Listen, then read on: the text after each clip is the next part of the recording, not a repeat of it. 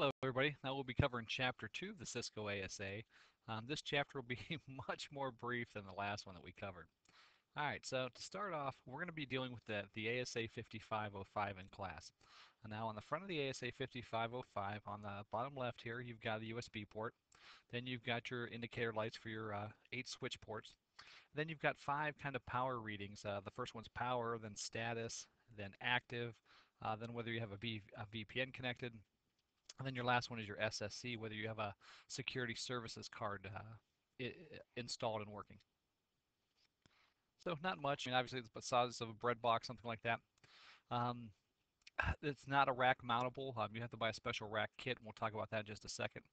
Now from the back it looks like this, and first you've got those 2 screw holes up here. This is actually has this module installed in there, and this is the SSC card.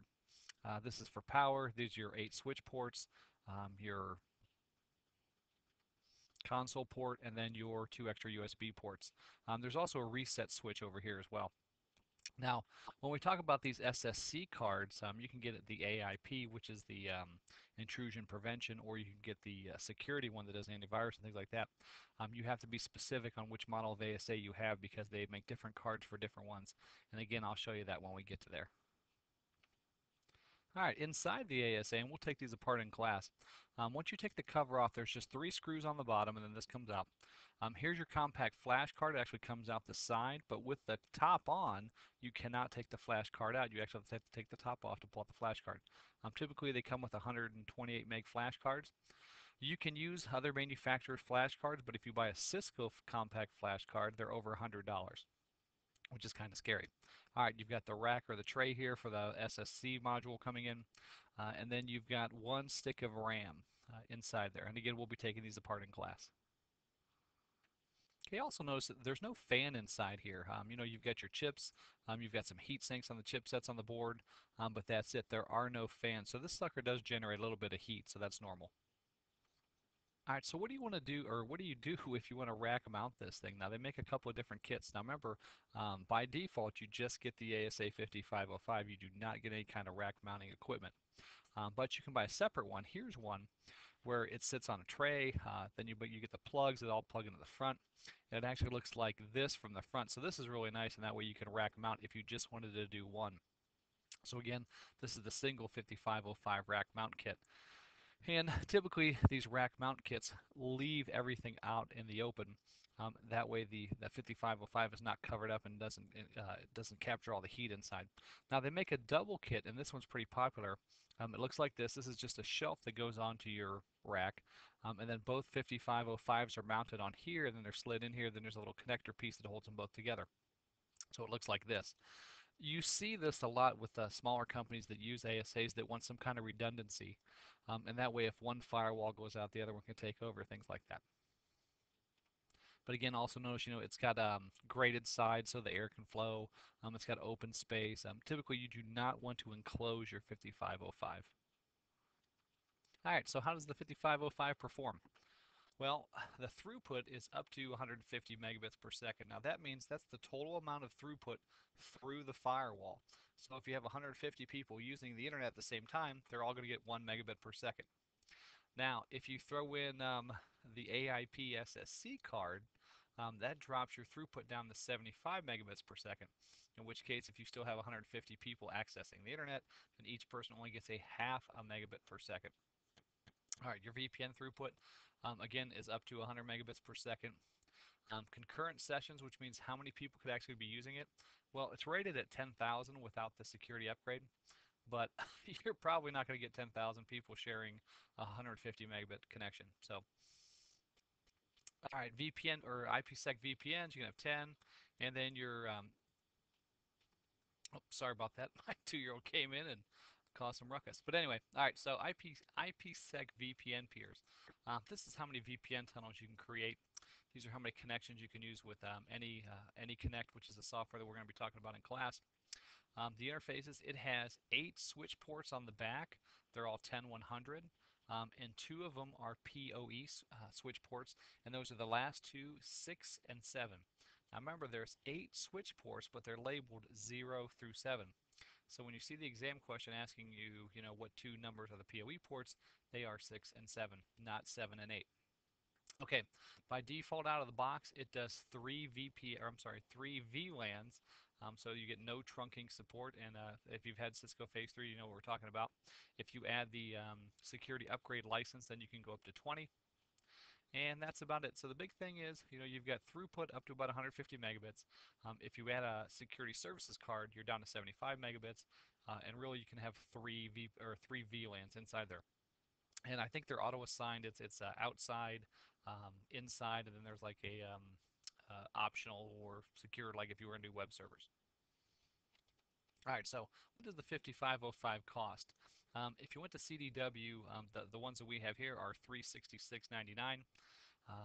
And then the SmartNet contract here is just 1 year of support from Cisco. So if you have a problem, you can call Cisco directly and they'll help you. And then you can see kind of what you get. Now they all have these model numbers, the ASA 5505-Bundle K9. Now this is the lowest stripped down version that you can get. They have other versions where the security license is already installed, where an SSC card is already installed, ton of other things.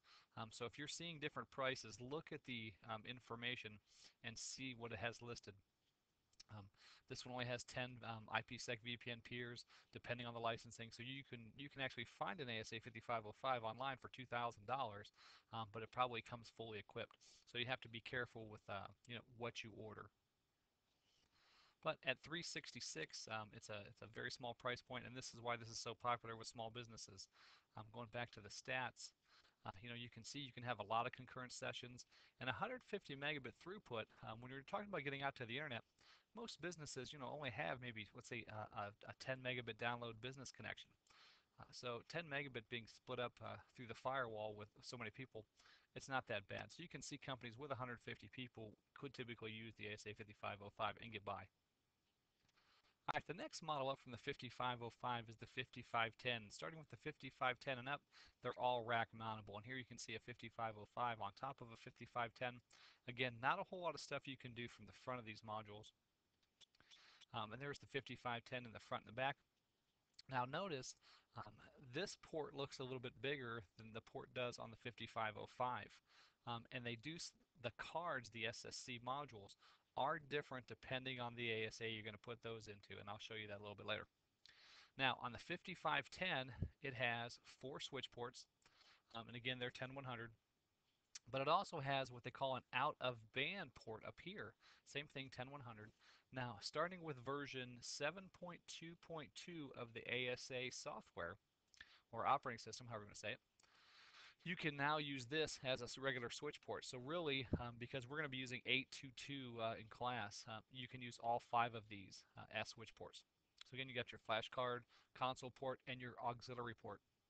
You'll remember back from your Cisco class, your aux port can work a couple of different ways. Typically, it's designed for a modem so that you can do remote access on your stuff. Now, depending on where you're at, you probably want to turn that modem off, and then if you have a problem with that router, just call somebody at that office and then have them turn the modem on, and that way if somebody's war dialing, they're not going to find your modem, things like that. But if your console port ever dies, the aux port can be used for a console port. All right, then you actually get a power on switch, and then you get the regular plug. You don't get the big power brick like we're used to seeing on the 5505. So that's the 5510. Here's its spec list. Again, it's almost double the 5505. Throughput up to 300 megabits per second. When you throw the different modules on, they affect it different ways.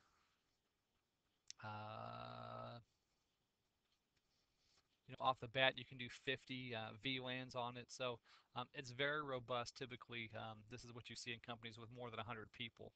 This is the way that they go. So with double the performance, you'd think it'd be at least double the price, and it sure is. Here's, again, the stripped down version. Usually the Bun-K9 is the lowest form, or the stripped down one with no extras. And it's almost $2,200 at CDW when I priced it.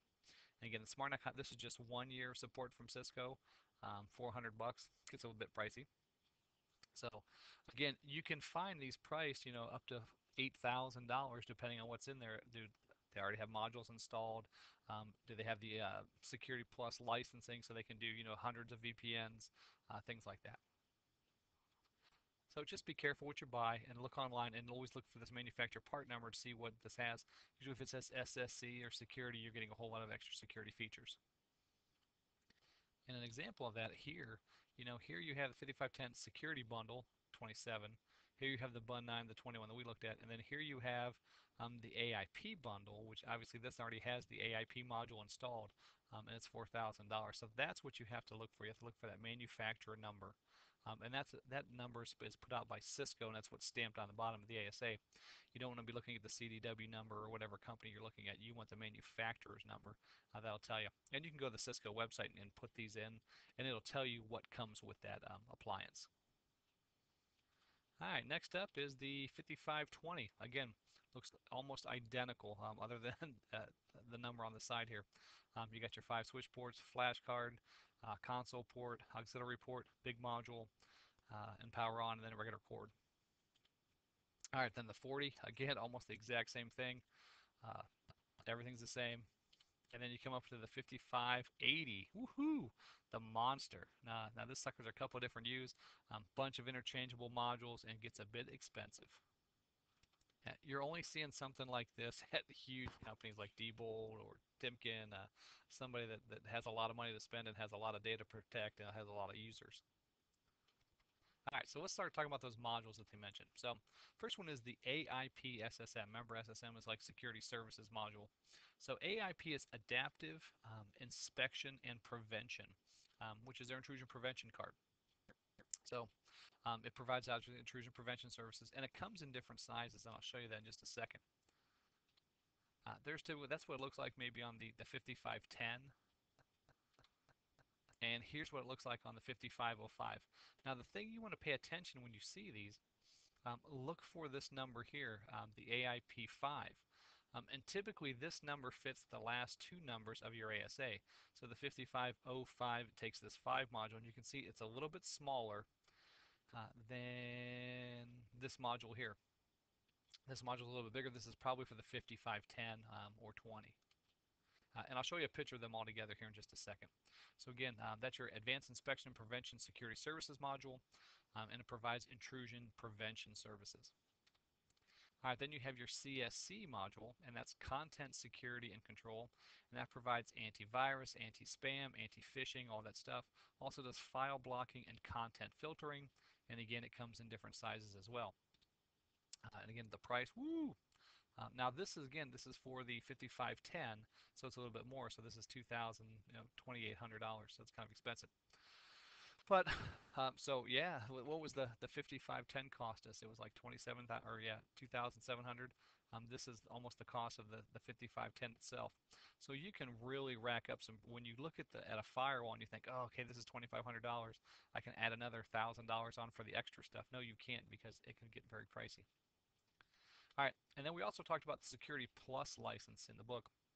So here's what that runs, about $550 for the 5505. And again, this will upgrade it from 3 VPNs up to 20 VPNs. Our VPNs go from 10 to 25, and then our VLANs go from 3 to 20 with the upgrade license. So that's what they're talking about here with the upgrade available with the optional Security Plus license. So now you know what those go for. All right, and last I talked about the cards. Here you go. Here's the AIP line. But you can see the AIP SSC5 goes for the 5505. Looks a little bit different in size than these two. These two look almost identical, but with the 5510, you want to make sure you get the -10, 5520, 5540. You get the idea. So each one kind of has a different card that works with that specific motherboard or the circuit board that's inside that ASA. So if you're ever buying these add-on modules, make sure that you get the module that lines up with your ASA. All right, that's about it. Just make sure you know that we're going to be dealing with the 5505. It has 8 switch ports in the back, and they're only rated at 10-100. Now with the 5510, you can get a security license, and you can actually upgrade 2 of the ports to gigabit. But other than that, they're all pretty much standard with at 10-100. 5505 supports 3 VLANs, has 2 power over Ethernet ports, the ports number 6 and 7. And it has a specific SSC card that fits into it, and then it goes by the number of the ASA. All right, have any questions, make sure you bring them up in class, and other than that, we'll see you in class.